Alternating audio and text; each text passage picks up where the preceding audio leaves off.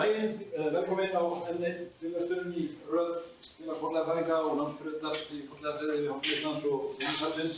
Í dag ætlar Gavin Lucas, prófessor í fornleifafræði við Háskóla Íslands, að segja okkur frá rannsóknum sínum í Sandártungu í Þórsárdal. Gjörðu svo vel, Gavin. Takk. Og ég tek fram að fyrirlesturinn á ensku. Thank you. Sandártunga is one of these sites that's interested me for a while. Of course, my main interest is in post-medieval and more recent historical archaeology, so obviously being a site from the 17th century it attracted my interest for some time. And I think what's intrigued me most about the site is the way it kind of became a paradigm or a role model for the dreadful, wretched conditions of the ordinary Icelander under which they were living in later periods. Of course, this is something that is accentuated in Christian Eldjárn's discussion. Now, of course, there's different aspects of this. One is the way this, what troubles me is one of the ways this gets linked into, I guess, a kind of nationalist historiography, where the golden age of Icelandic history is in the beginning, three farmers and so on, and then, of course, this period, 17th century, is a period of danger, oppression, however you want to put it. But I'm not going to focus on this nationalist question here. The other aspect that troubles me about this characterization of poor living conditions is what criteria people are using to define what counts as a poor or hard life. Now, I think we all instinctively have our own feelings about what this is, but there's a question of whether really this concept needs unpacking, and that's where my talk's going to go really today. But this is an issue that I'm going to kind of come back to towards the end. I want to start really by just discussing the site, the background to the research there, and also current research that I did last summer with Åge Iversen from Minnesota. So, of course, I'm sure as most of you know, it's in Hjaltadalen, and it's at the top end of the valley. There's two little dots here, it's this side here, up there, where it's located.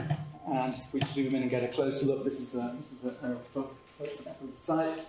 This is the main farmland in the middle with some satellite construction buildings there. As you can see, the landscape is very, very heavily eroded. There's patches of vegetation in places, but it's essentially a desert. And of course, this is...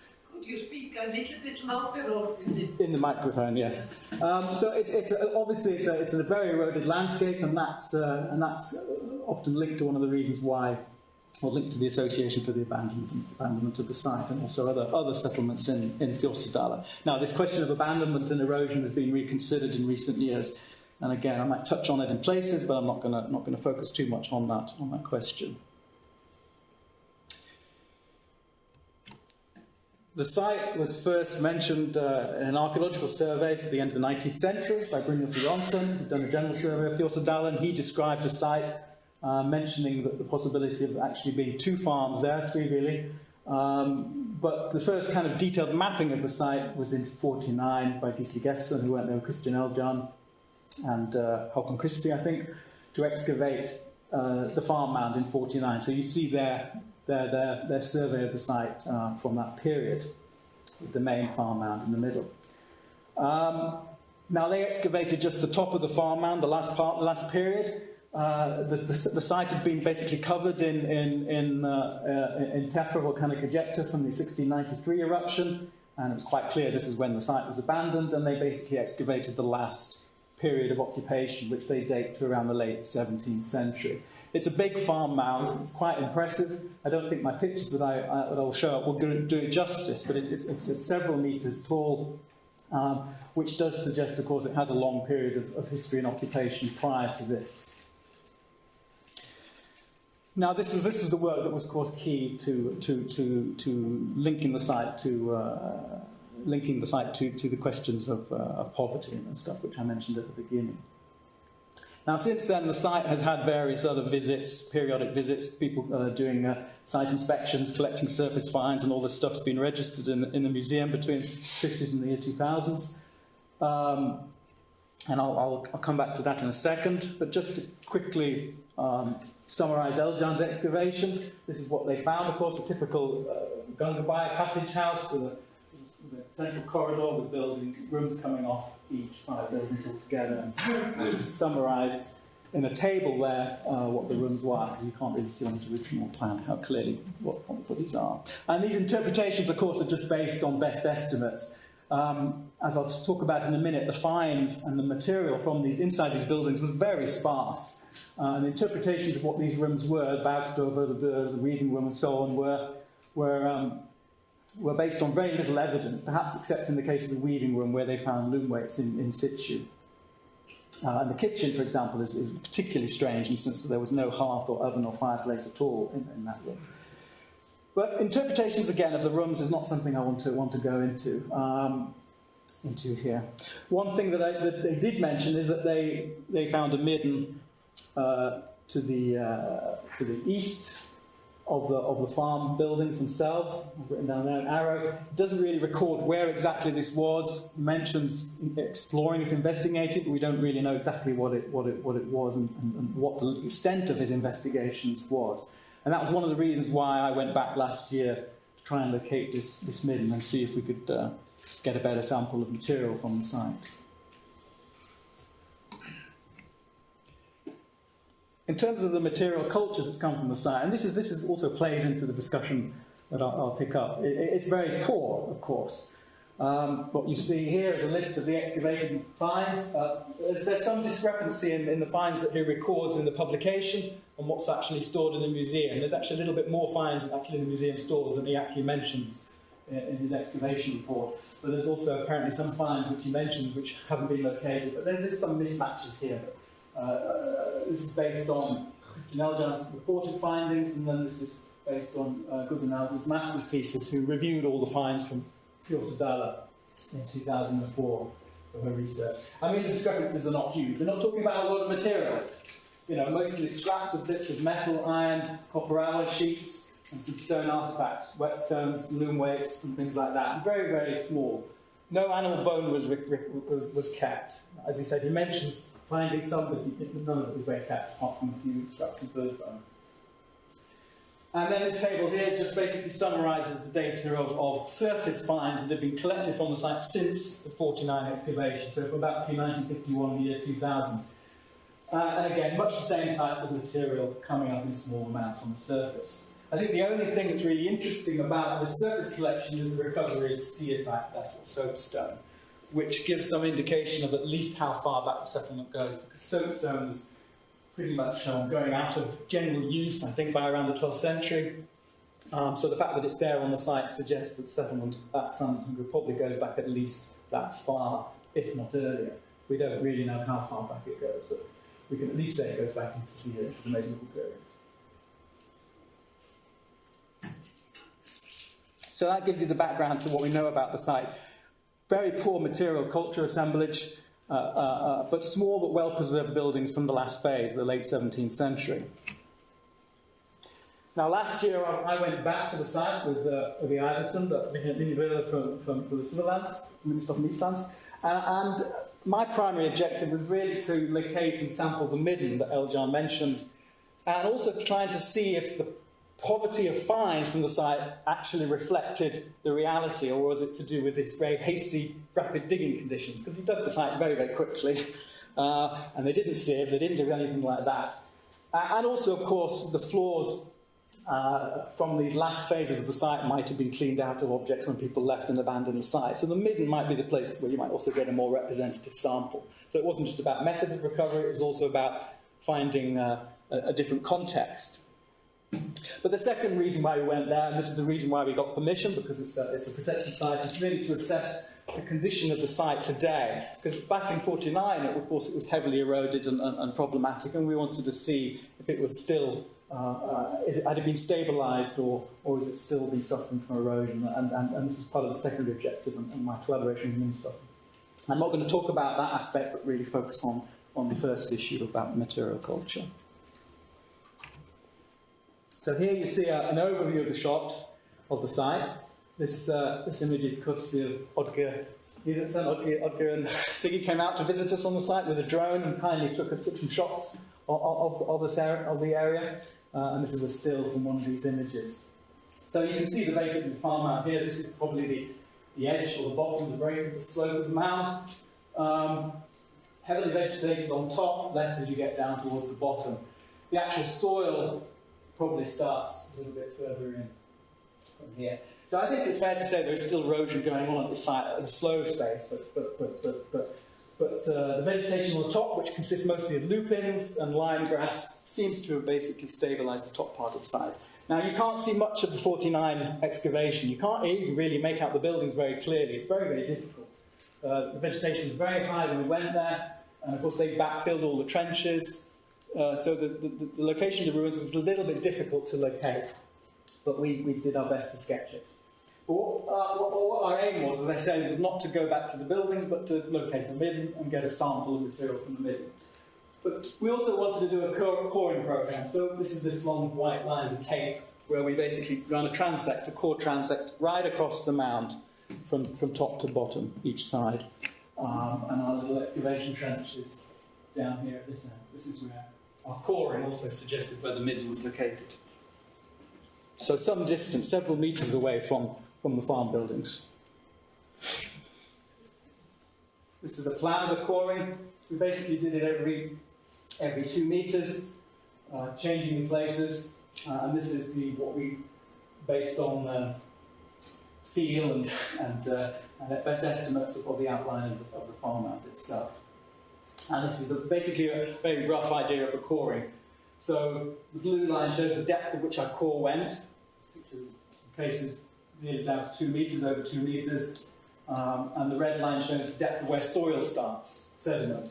So all this stuff is basically just filled with backfilled volcanic tephra and sand and eroded sands and so on. And I mean, basically it shows that the depth of soil is still quite substantial in many parts of the mound, where it's less in the centre is where the excavations took place, but also as you get away to the edges of the mound, the soil disappears altogether. So the soil only starts at around 4 metres, and of course disappears at about 50. And there you see our trench located at the end, the east end. It was a very small scale investigation, and the Christian sample size, and what I'm going to interpret from this sample size, is something that I'm sure many of you will be thinking, hang on a minute, can you really say all this from such a small sample? Well, I'm aware of all that, but I'm going to say it anyway. It's about a 2 metre long trench, 1 metre wide, and basically the top part is midden. This is all midden material. Then we came down onto demolished wall material. Then we came down to a floor of an earlier building. One of the things that really struck us most is actually the lack of obvious visible tephra. Because when you look at Eldjárn's plans, you know, the tephra is really substantially thick from the 1693 eruption. And it's even got tephras from the 18th century and tephras from 47, 49, one of those years, 47 probably. And we found very little evidence of any of this except some on the top, which was a mixture of kind of tephra and also eroded sand and windblown stuff. But we had a tephra specialist come out to visit the site. Here you can see a photograph of our section where we dug a little bit deeper in one area. We also did actually penetrate a little bit deeper than this to check further tephras to see if we could date the remains of this structure, but nothing really came to light. And this is the profile that Magnetism, who's the tephrochronologist, came out to visit the site. And I don't know if those of you who know Magnus doesn't like to say much anyway, but he really didn't have much to say about this site. It was really tricky. Okay, he's identified the 47 on the top. No sign of the 1693 at all, which is very, very odd. No sign of the 1770 something, I can't remember, the later one. And as you go down, there's possible indications of tephra he found in places, but nothing he was willing to identify. And he took samples as well, but he thinks basically these samples won't tell you anything. So what we have is a nearly 2 metre stratigraphic sequence with no tephras in an area which is the tephra kingdom of Iceland. So it's very disappointing. But he thinks basically a lot of the reason for this is erosion, basically, particularly the later stuff, the 1693 and 18th century tephras are lacking from the top because they've just been eroded off and they're no longer there. So that really played a little bit of a problem because I wanted to know that my midden was contemporary with the buildings. And all I'm going on is that it is roughly contemporary because it's the top part of the midden and therefore it's the last sequence of a midden on site. So that's my main reason for assuming my midden is contemporary with the buildings Eldjárn excavated rather than anything else. The finds are not terribly diagnostic one way or the other. They generally support perhaps a post-medieval date, but beyond that, it's anybody's guess. But what did we find? It's disappointing. Eldjárn was right. There wasn't a lot there. I was really hoping for a little bit more. Obviously, we got loads of bone and charcoal and slag, all the stuff that Eldjárn just threw away, didn't want to keep. Might have mentioned it, but didn't really keep. But what in terms of the artifacts, it's almost like a copy-paste of Eldjárn's report. Copper alloy rivets, sheet fragments, iron lumps and nails and shafts.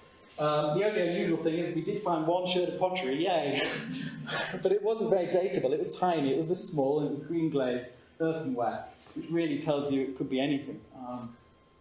Anything from late medieval to the late 17th century. A couple of beads and a whetstone from the surface. Now, of course, a lot of this stuff is tiny, and the reason we found it is because we sieved everything through a fine mesh, and that's something you can guarantee wasn't done by Eldjárn. So finds-wise, we haven't really changed the story very much, except in terms of some of the bigger categories of bulk finds which Eldjárn didn't keep. So that's what I'm going to just talk a little bit more about now, the stuff that he didn't look at and didn't keep. Slag, we found some slag, so they're obviously doing metalworking on the site, and we then also found slag from surface finds, so we know this was happening there. There's not really much more I can say about that, it's just smithing waste, not smelting or anything like that. Bone and charcoal is what I'm going to briefly summarise and talk about. Charcoal. This has been studied by Dawn Mooney, who's now at the University of Sandártunga. It's all birch, of course, no surprise there, hey? We're in the middle of a massive birch forest at this time. But I think what is interesting, and of course, bear in mind the sample size is small, so I'm probably pushing this more than Dawn would be willing to do, is the correlation between the size of charcoal and what that tells you about woodland management practices. Okay? What you have here is the branch diameter, that's how thick the branch stems are that they're burning and using as fuel versus the age of the wood. Now, normally in conditions where you're managing woodland, there will be some correlation between the size of the wood and the age of the branches. But in this case, they're all over the place, which she suggests very tentatively, and I'm running with it, is that there was a breakdown of forest management, or certainly a lack of forest management in the late 16th and 17th century. And this is something I'll come back to in terms of another bit of research that's been done by another student. The other large category of material was the animal bone. And this is based on preliminary analysis by Megan Hicks at University of New York. Again, I guess in terms of what you expect to find there, it's pretty typical for an Icelandic settlement of this period, or even of any period perhaps. Dominance of sheep over cattle. Evidence from the age profile of the cattle is that cattle are mostly being kept for dairying, and this kind of supports what we know from historical records, because the rent of Sandártunga was a tenant farm owned by Skálholt, something I'll come back to, paid its rent in butter. Okay, the fact that cattle were mostly kept for dairying, of course, suggests that, but it also kind of again conforms with what perhaps was standard practice. So nothing terribly unusual there with dominance of sheep, and also fish. Mostly cod, well, all cod as far as it could be identified, and all fillets from dried fish. None of the head parts, so it's all, of course, coming in as pre-processed. Question is, again, where they're getting the fish from. Sandártunga, being owned by Skálholt, had certain obligations to Skálholt. Skálholt typically required of its tenants 3 sets of obligations: loaning horses, loaning labour, and rowing on fishing boats. So it's quite conceivable that a lot of the fish could have come through their obligations as acting on fishing boats for Skálholt. But I guess what this gives us is a little bit more information about the subsistence and so on at Sandártunga that was lacking from Eldjárn's report. But at the same time, based on all the work that's happened subsequently, this is, again, nothing new here. We're learning here, perhaps. So what does all this tell us, to come back to the question in which I started with? this question of linking Sandártunga and the question of hardship and poverty. This is a quote from the abstract in English at the end of the article. And he mentions this in Icelandic in the article, but he's much more explicit, I think, in the English abstract about this. Both ruins, and he's talking about Fornlau here, another ruin, because in his paper he talks about Sandártunga and another ruin which is a bit earlier, belong to a period in Icelandic history that is marked by the utmost poverty, especially at the time of the Sandártunga farmhouse. It's to be expected that the incredibly wretched condition of the people should be reflected in such dwellings as that of Sandártunga. And small and primitive they are indeed. The houses of these people who by their utmost effort could hope to do no more than satisfy the most elementary needs of life. Okay. Now I guess the question is, what does a hard or poor life mean here? Now it's very, of course, easy to think that life was hard, particularly going back to Sandártunga now, looking at the landscape, it's grim. That's partly, of course, to do with its present condition. And of course, living in the modern world, one's senses of what's hard is obviously coloured by contemporary conditions. And I guess what bugs me about this is really, how do we start to judge these things? And I'm not blaming Eldjárn for this. We all make these kind of statements all the time. But on what criteria are we basing this? And how do we make these decisions archaeologically and historically, for that matter? What I want to do now, and I delved a little bit into the literature about poverty and hardship, both historically in terms of contemporary politics and sociology and so on. And what you see there is three most common definitions of what poverty and hardship is. And at the bottom is a kind of sense of poverty or hardship as destitution. Okay, this is like degree 0, which is basically biological survival. Now, if we look at Sandártunga in this context, these people weren't starving, okay? They had access to food. We can see all the remains of it. They had access to fuel for burning because, of course, they lived in the midst of a birch forest. One of the reasons why Sandártunga was there is because it was managing birch forests for Skálholt and providing fuel for both ironworking, mainly for ironworking, I guess. So the question is, were these people really on a destitute level? I don't think so. It's really difficult to argue that in some ways. You know, it's like saying, if you're not starving, then you're not poor. Okay, now that's a really crude. You're setting the bar way too low to define hardship under these conditions. Of course, this happens. It happens in situations and in places. But to really define hardship purely in terms of biological survival is really a minimum, a very low level of setting the bar for this. So most people generally don't adopt this definition. They much rather adopt a different one. And just as an aside, we can also think about the houses at Skálholt. Again, think about that. Christians particularly singles out the state of the houses as poor dwellings, and they've been described as hovels at Sandártunga. Now, I was just looking at a paper Ori did about 10 years ago about housing conditions in the 19th century based on appraisal records of tenants. He divides them into 3 groups based on the size of the housings. There's small and medium and large sized housing, and these reflect tax values of the housing.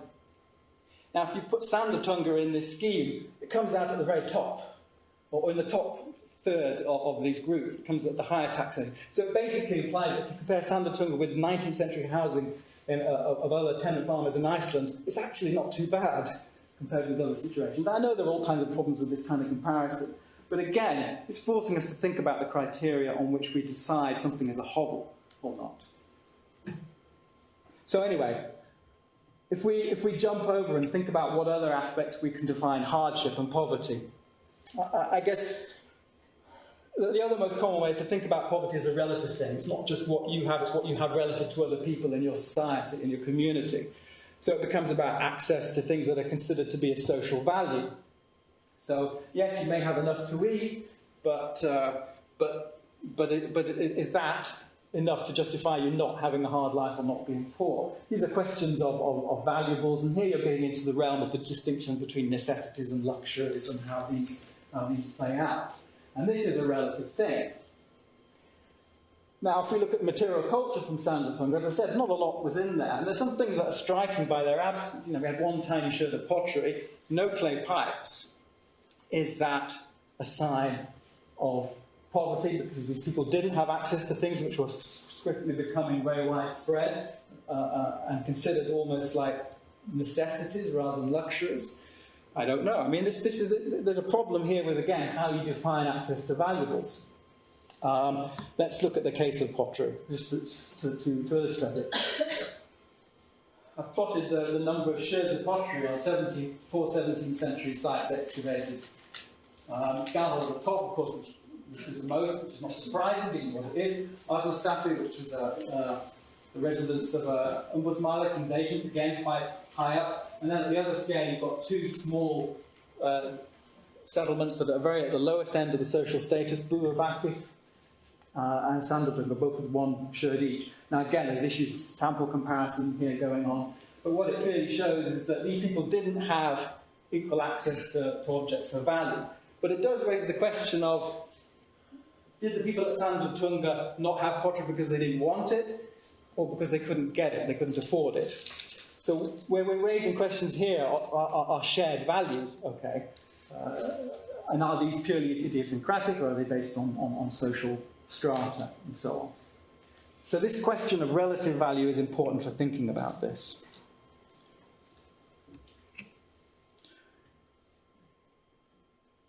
But even values are not enough. I mean, access to social values. I mean, you could have all the riches and wealth in the world, but not basically have any freedom.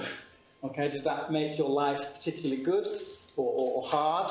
A gilded cage, you might say. So this question, this third issue, which is the most sophisticated approach to issues of poverty, and really shifts the whole debate towards questions of well-being as well, is really this question of agency or choice. Now again, one has to be careful here because it smacks of neoliberal economics and market economics, but at the same time, its origin of this discourse has really come within studies of poverty and well-being and linked to the people, scholars like Amartya Sen, who's talked about the capability approach, which looks at well-being in terms of people's degrees of agency, degrees of choice in which they have to make things and to control their own lives, essentially.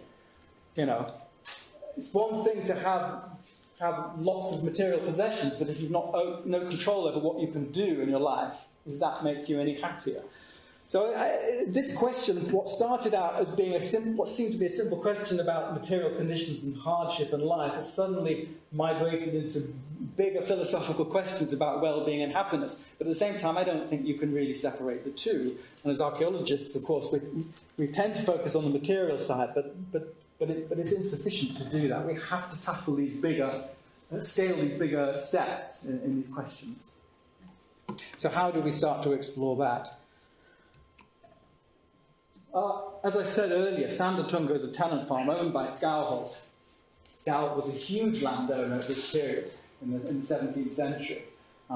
There's a reproduction of a interpretation of data based on Grimsrud daughter's chapter on Skalholt and her study of property and stuff in 1700.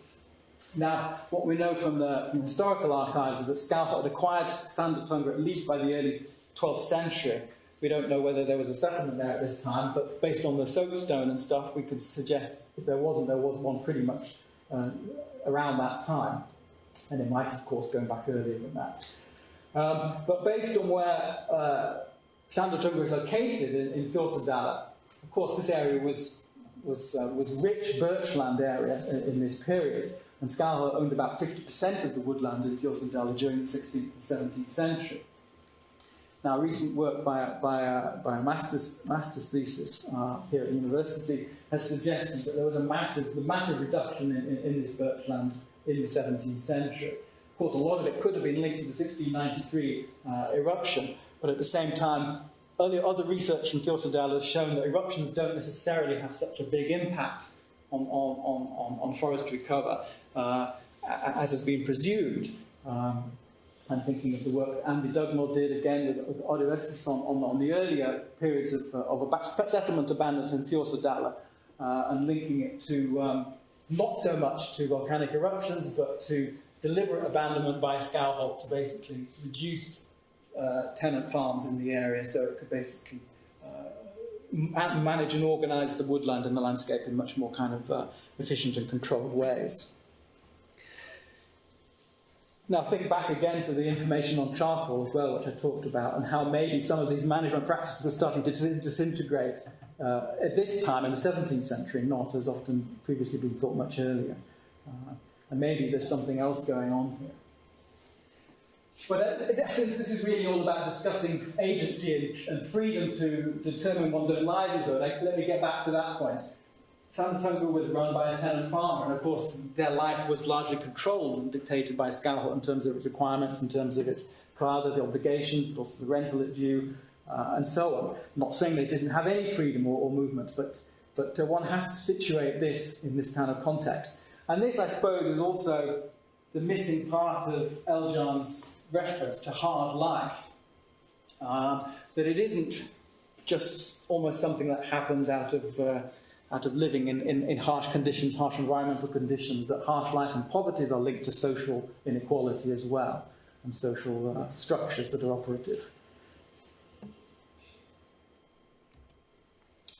So, I guess just to sum up some of this discussion, I'm not sure I've come to any real conclusions about Sandártunga, but really use this as a platform to get us, or get me to start thinking about these questions of poverty, hardship, and its linking to well-being.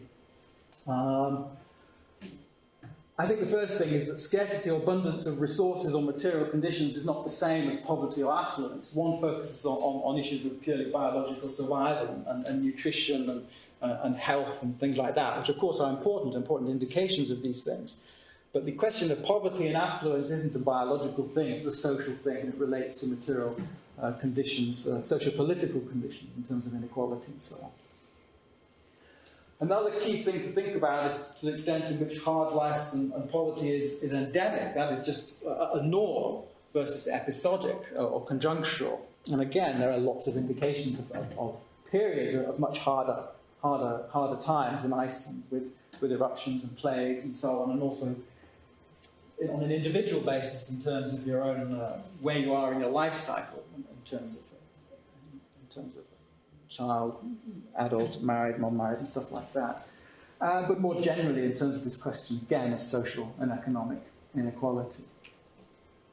And then lastly, this question of agency, and to the extent to which agency is important. And I raise this, and again, part of this is something perhaps I'm more clued into because of historical archaeology. And the discourse on poverty in historical archaeology, particularly come out of North America over the last 20 years, has really been about